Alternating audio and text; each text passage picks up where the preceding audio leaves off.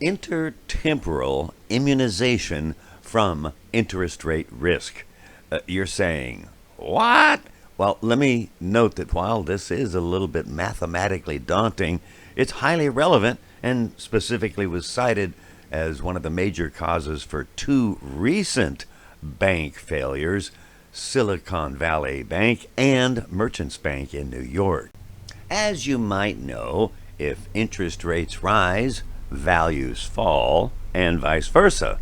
And we could make a graph of those, and noting we should probably do it as a proportion. And here I have the vertical axis being that interest rate risk. We're going to call it duration for reasons that will soon become obvious. And you'll see that little hump there kind of in the middle, and that's for deep discount bonds. And indeed, I noted that Malkiel's observation that longer-term bonds are always more risky was wrong, and it got me published in some text.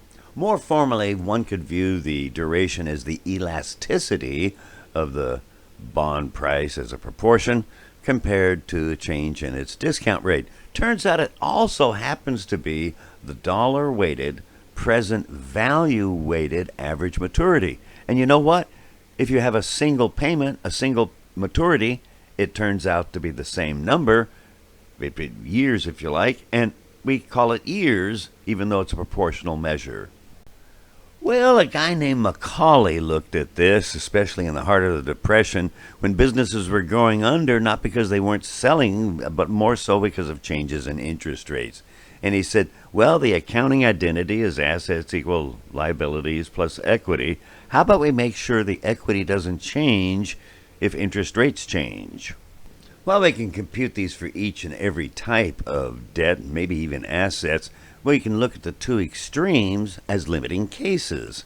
Turns out that if you have a zero coupon bond, a pure single maturity payment, the computation equals the date of the maturity. And in the case of perpetuities, very long term, that it's 1 plus the reciprocal yield. Here, let's look back at that graph and you'll see it. Notice the rear piece, that's a zero coupon bond, single payment if you will, has a duration linear equal to the maturity date.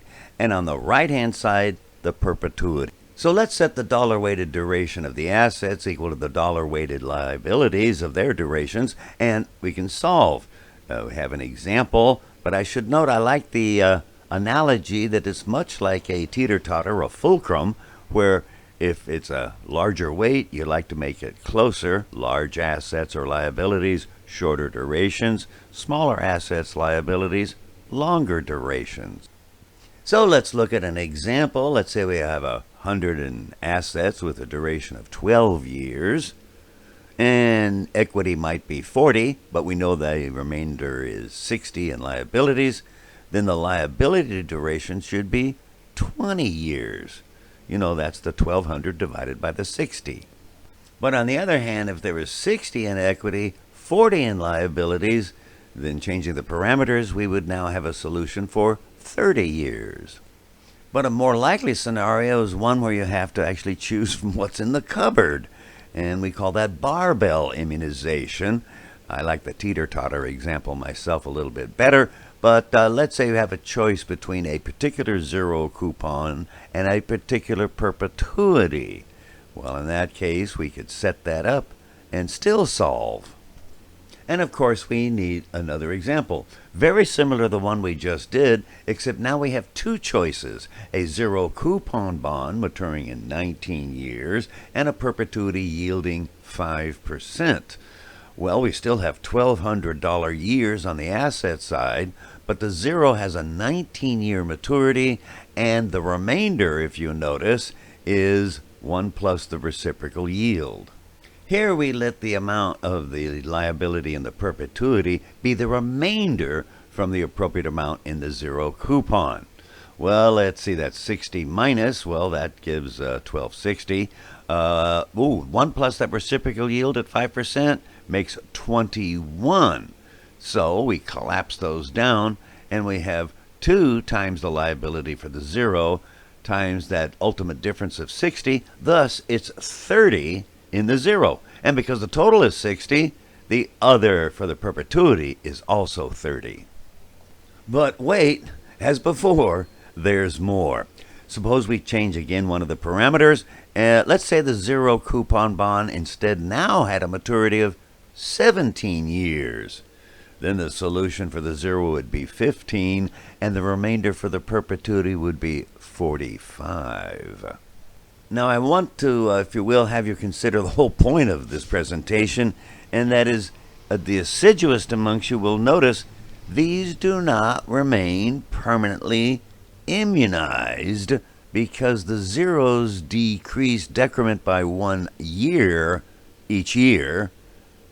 But notice that means it's no longer fully immunized. And if we put the two equations side by side and take the difference, it really simplifies, if possible, that you just merely put the same dollar amounts in the asset 0 coupon instruments as you do for the liabilities. While not always feasible, let's look at an example. Let's say we have $40 in assets in the form of 0 coupon bonds, maturity of 18 years, and 60 in a perpetuity yielding 6 2/3%. And then on the liability side, we have a perpetuity yielding 5%. Well, trick here, set the dollar amounts for the assets and liabilities equal. We set that up and we get the following. Well, it turns out we get an immunization for the 0 coupon liability of 31.5 years. Let's change the parameters. What if we had a $20 in that 0 coupon on the asset side? Then the optimal maturity would be 40 years. While a little bit far-fetched, I'd like to go back to that fulcrum teeter-totter example. Let's say on each side are cans full of water. They're both dribbling out, say, at the same rate, and it works.